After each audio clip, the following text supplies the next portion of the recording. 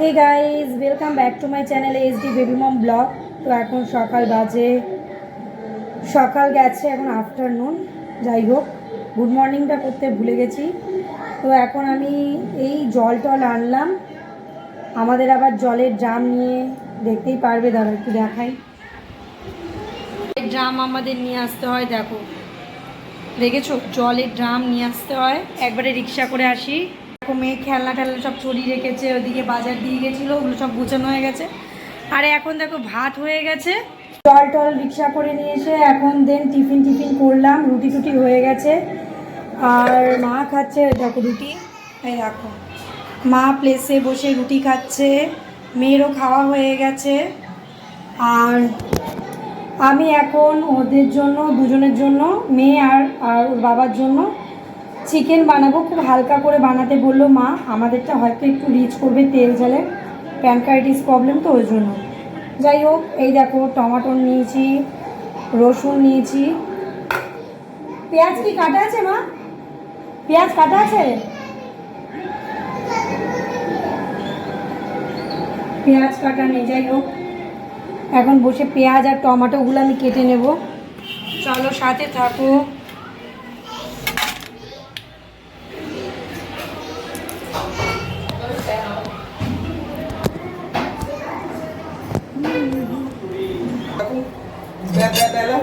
এখন কাটবো টমেটো, পেঁয়াজ, দে দে দে দে টমেটো দে। আরে জল কই গো, জল দাও তো। ওই তো এখানে আছে, ওই মগে জল দাও একটু।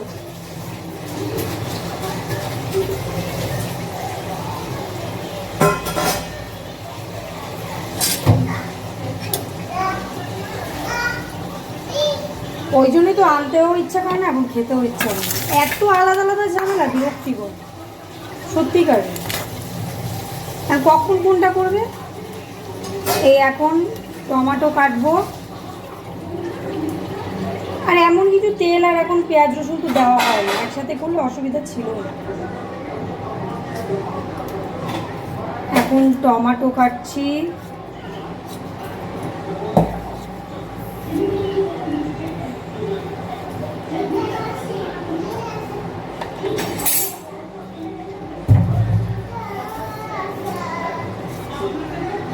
এইটা আবার কিসে ঝুড়িটার জন্য দেখা যাচ্ছে। এখন টমেটো কাটছি আর রসুন পেঁয়াজ কাটবো, রসুনগুলো বড় বড়। এখানে একটু আলু কম।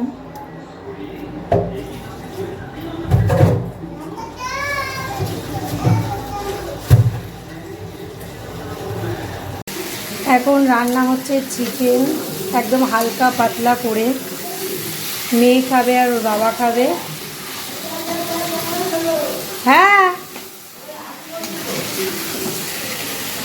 এই এখন চিকেনটা রান্না হয়ে গেলে ওদেরকে খেতে দিয়ে দেবো। এখন নিয়েও স্নান করতে যাচ্ছে, দেখো এর মধ্যে লেগ পিস আছে, সবই আছে, কিন্তু ভাজা ভাজা করছি, ভালো করে ভাজা ভাজা করে প্রেশারে দিয়ে দেবো, একটু জল দিয়ে দেবো। এটা হালকা রান্নার মধ্যে হচ্ছে। হ্যাঁ, যাদের প্যানক্রাইটিস প্রবলেম কিংবা লিভারের প্রবলেম, তাদের তেলটা খুব কমই খাওয়া উচিত। আমি তো হালকা তেল দিলাম, এই যে বেস্ট চয়েসের হালকা তেল দিয়েছি, রিফাইন্ড সয়াবিন অয়েল, ভীষণ ভালো। তো হালকা তেল দিয়ে রান্না করাটাই বেটার, তাহলে শরীরে কোনো ক্ষতি হবে না। এবং দেন একটু বয়েল টাইপের চিকেন করলে শরীরে কিন্তু আরও উপকার, শরীরের জন্য উপকার। বুঝতেই পারছো কেন করছি, দাদার এরকম পেটের গণ্ডগোল। সবাই যেমন আগে খুব কষা কষা খেত, বিরিয়ানি পোলাও যখন তখন আমি বানাতাম খেত, এখন তা সম্ভব না, পেটে ব্যথা উঠে যায় পুরো। এখন চিকেনের মধ্যে একটু ধনেপাতা দিয়ে দিলাম, এবার নাড়াচাড়া করে এর মধ্যে একটু জল দিয়ে দেবো। ধনেপাতা দিলে স্বাদটা আরও বেড়ে যাবে, যেহেতু বয়েলড হচ্ছে, ধনেপাতা দেবে, খুব ভালো হবে খেতে। দেখো জল ঢেলে দিয়েছি চিকেনের মধ্যে, দেখতে দেখো একদম স্যুপের মতো করে চিকেনটা হবে, খেতেও ভালো হবে, দেখেছো। প্রেশারে দিয়ে দেবো, চলো বসিয়ে দিলাম প্রেশারে, ঢাকনিটা আটকে দেবো। দেখেছো প্রেশারে এখন বয়েল হবে। চিকেনগুলো সমান সমান জায়গায় দিয়ে দিই। দারুণ লাগবে খেতে। আমার রান্না না খুব খেতে ভালো হয়, খুব সুন্দরভাবে রান্নাটা করি।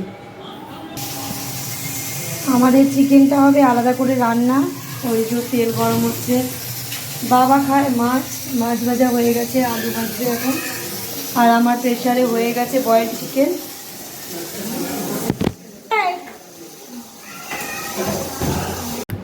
তো এখন কালকে আমি দেখলাম যে ওকে নেবুলাইজারটা দিয়ে বেশ উপকার হয়েছে, রাত্রিবেলা বেশ ভালোই ঘুমিয়েছে এবং কাশিটা একটু কমই হয়েছে। আর আজকে দেখলাম বেশ ওর নাক দিয়ে যে কফগুলো, যে ভিতরে কফগুলো জমা ছিল এতদিন বেরোয়নি, সে কফগুলো নাক দিয়ে বেরোতে শুরু করেছে। তো বুঝতেই পারছো এটা কতটা উপকারী। তো অবশ্যই তোমরাও এটা দেবে। আর এখন আমি মেয়েকে, এই যে মেয়ে ধরবে আর আমি মেডিসিনগুলো দিয়ে ওকে আবার বসিয়ে দেবো। এটা সকাল বিকাল করতে পারো, 4 বেলা করতে পারো, 2 বেলাও করতে পারো, যখন যার যেমন টাইম আছে। এই যে একটা মেডিসিন খুললাম, এবার এর মধ্যে দিয়ে দিলাম। কারেন্টে অলরেডি দিয়ে দিয়েছি মেশিন। এই যে আরেকটা খুললাম, আরেকটা দিয়ে দিলাম।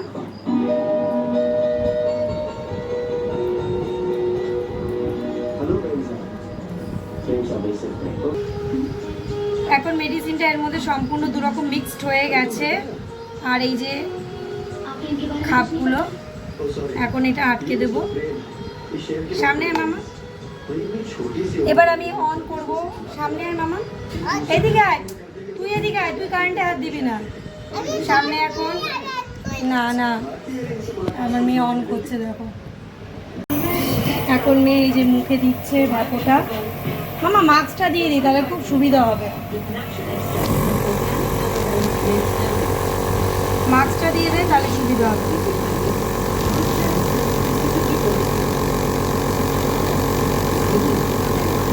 এটা দিলে নাক দিয়েও ঢুকবে, মুখ দিয়েও ঢুকবে।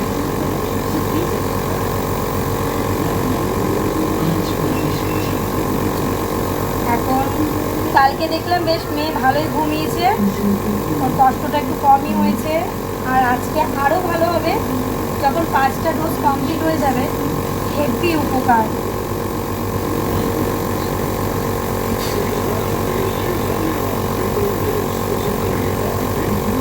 পাঁচটা 5 ডোজ কমপ্লিট করার পর এটার ভীষণ উপকার আছে নেবুলাইজারের। ভিতরে কফটাকে না তরল করে পুরো নাক থেকে মুখ থেকে বেরোতে সাহায্য করে। ওপেন হয়ে যায়, পোস্ট ওপেন হয়ে যায়। আর আমাদের যে নিঃশ্বাসে ফুসফুসে যে কফগুলো আটকে থাকে, ওগুলো তরল হয়ে বের করতে সাহায্য করে। মেডিসিনটা ব্যাপক, তোমরা বাড়িতে ইউজ করো, আমি বলছি ভীষণ ভালো বাচ্চাদের জন্য। আর বড়দের যদি শ্বাসকষ্ট থাকে তারাও ইউজ করো মেডিসিনটা দিয়ে, ভীষণ উপকার। ঠিক আছে, যদিও আমার একবার হয়েছিল, আমি দিয়েছিলাম, কমে গেছিলো। এই দেখো, কালকে রাতে ভালো করে ঘুম হয়েছে না বল মামা? হ্যাঁ, কালকে কাশিটা একদম রাত্রে একদম কম ছিল, মানে 100-এর মধ্যে প্রায় 10% ছিল এরকম। তো দেখলাম বেশ ভালো কাজ। আজকে দেখি নাক দিয়ে পুরো এখান থেকে পুরো তরল কফগুলো পুরো বেরোতে শুরু করে দিয়েছে। যে কফটা এতদিন বেরোচ্ছিল না, কফটা না বেরোলে কী হয়, বুকের মধ্যে জমে থাকে। এবং আমরা যে কাশি, বুকে যে লাঞ্চে যে কষ্টটা হয় না, যে এরভাবে কাশি, ঝাঁকুনি আসে বুকের মধ্যে। আর তখন কি হয়, কফটা না বেরোলে বমি পেয়ে যায়। ওর ঠিক তাই হয়, বমি পেয়ে যায়, অফ পেয়ে যায়, ভাত খেতে কষ্ট হয়, দম নিতে কষ্ট হচ্ছে, মানে একটা শ্বাসকষ্ট যাকে বলে। কিন্তু ওর কোনো শ্বাসকষ্ট নেই। কিন্তু এই জিনিসটা ঠান্ডার দিনে প্রত্যেকটা বাচ্চারই হয়। ও ছোটোবেলাতেই একবার দিয়েছিল, তখন ও একদম কোলেই ছিল। তখন ওকে ওর বাবা আর আমি মিলে ওই এসকে পালের কাছে নিয়ে যেতাম। তখন ওর মুখে এটা বসিয়ে দিত, আর ওকে জোরে কষে ধরে রাখতে হতো।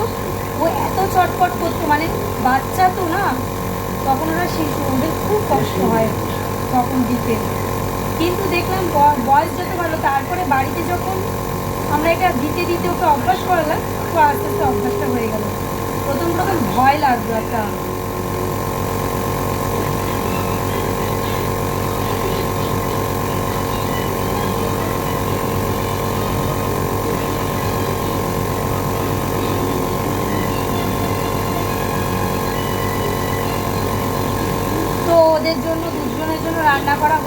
আর আমি এখন ফ্রি টাইমে ওকে নিয়ে বসে গেছি। যত তাড়াতাড়ি ও সুস্থ হয়, একে পুজো আসছে তার মধ্যে কী হলো, নাকে কফটা বেরোচ্ছে দেখো, নাকে কফটা কালকে থেকেই বেরোনো শুরু করেছে, তরল কফ একদম।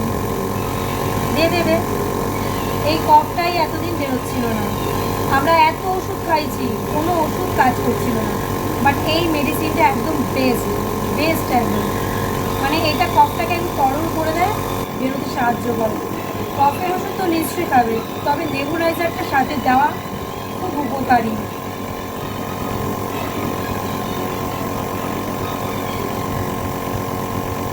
আর এত কাশির ওষুধ খেয়ে শরীর পুরো বসে যায়। আজকে ঠান্ডা জলে স্নান করেছি, কয়েকদিন বৃষ্টির ওয়েদার ছিল তো গরম জলে স্নান করেছিলাম, মানে গরম মানে উষ্ণ গরম জলে স্নান করেছিলাম। একদিন বাদ দিয়েছিলাম যেদিন খুব বৃষ্টি হয়েছে এবং সেই দিন ওয়েদারটা ভীষণ ঠান্ডা, ওকে সেই দিন গা স্পঞ্জ করে ছেড়ে দিয়েছিলাম। বাট আজকে একটু ঠান্ডা জলেই স্নান করিয়েছি, কারণ শরীরটা বসে যায় তো বাচ্চাদের, বেশি আবার গরম জলে স্নান করাটাও ভালো না। আর হালকা উষ্ণ গরম জল খেতে দিতে হয়। মোটামুটি এখন আমি একটু টেনশন ফ্রি আছি, কষ্টটা একটু কমেছে।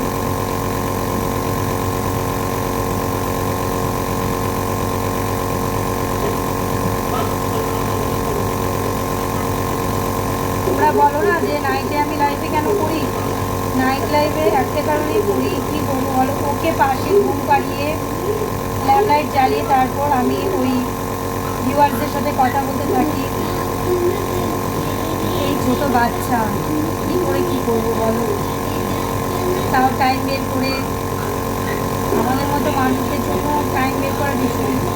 কারণ যে এখন দেখো রান্না হচ্ছে, মা রান্না করছে, রান্না করে প্রত্যেকে খেতে নিতে হবে, তারপর বাসন মাজা, তারপর কাপড় কাচা সকালবেলা হয়ে গেছে, জল আনা হয়ে গেছে।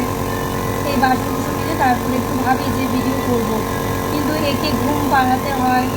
আমি যদি ঘুম না পারি এ টই করবে, একটু ঘরের মধ্যে ঘুরবে, ঘুমাবে না। আর যদি ঠিকমতো না ঘুমায় বা আনহেলদি হয়ে যাবে, তখন দিমাগ থাকবে খিচখিচে, অশান্ত মন, পড়তে বসবে না, ঠিকমতো খাবে না, লোককে জ্বালাবে। তাও এইসব ঠিক টাইমে করাই বলে মোটামুটিও ঠিক আছে।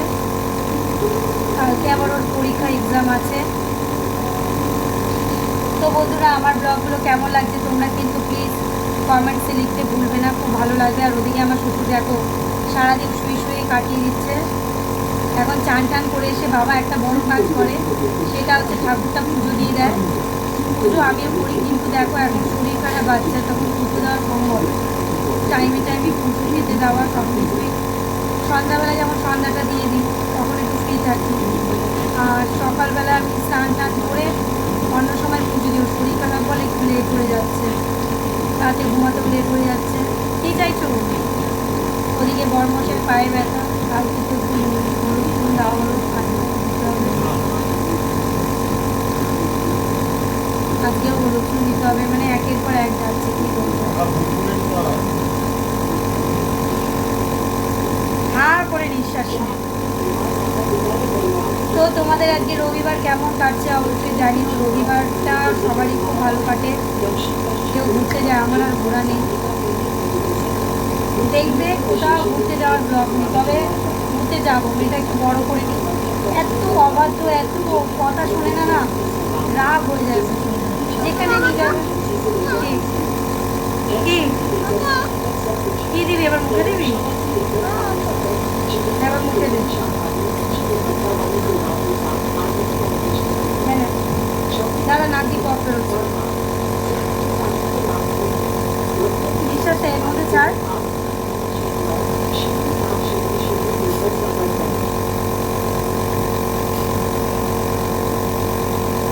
চলো তবে খাওয়া দাওয়া করে আবার দেখা যাক কতটা ভিডিও করতে পারি।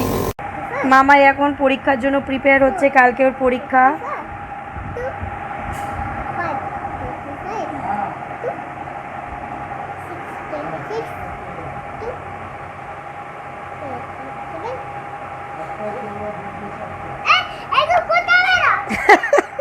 এই তুই একা একা কেকটা খাবি নাকি, দাদুকে দিবি না কেন?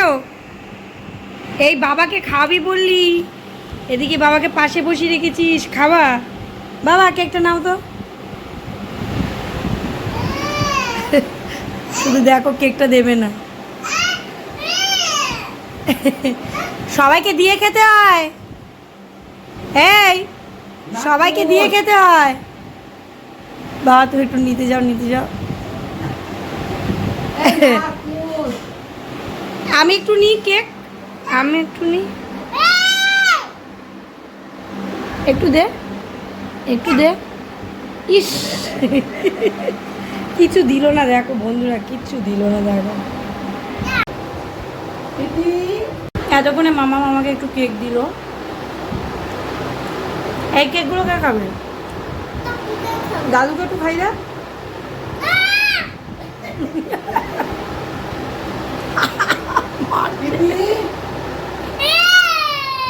মারছে, কিরকম ছোট লোক, দাদুকে কেক খাওয়াবে না, আমাকে খাওয়াবে না। ওর বাবাকে ডেকে বসিয়ে রেখেছে, নাটক করছে কেক খাওয়াবে। দেখবে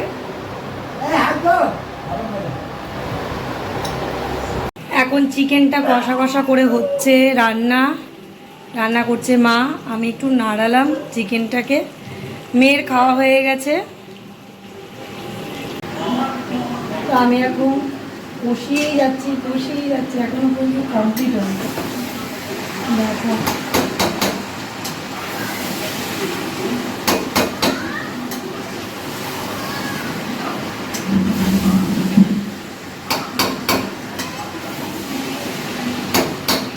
দারুণভাবে রান্না করছি।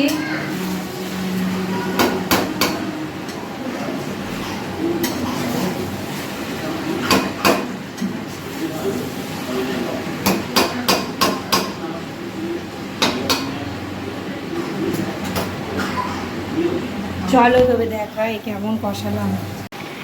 দেখো, দেখে লোভ লাগছে। মাংস কষা আমি খুব সুন্দর রান্না করি। দেখো চিকেন কষা, আর আমি খাবো কষা, আর ওদেরকে দেবো ঝোল। দেখেছো কষা কষা করে রান্না। রবিবারে বাজে জমে গেল। এখন দুই বাবাকে খেতে দেওয়া হয়েছে, বাবারা বসবে, আমার বাবা আর শ্বশুর। এখন দুই বাবা খাচ্ছে ভাত, দুপুরের খাওয়া দাওয়া চলছে। এ মামাই কি করছিস?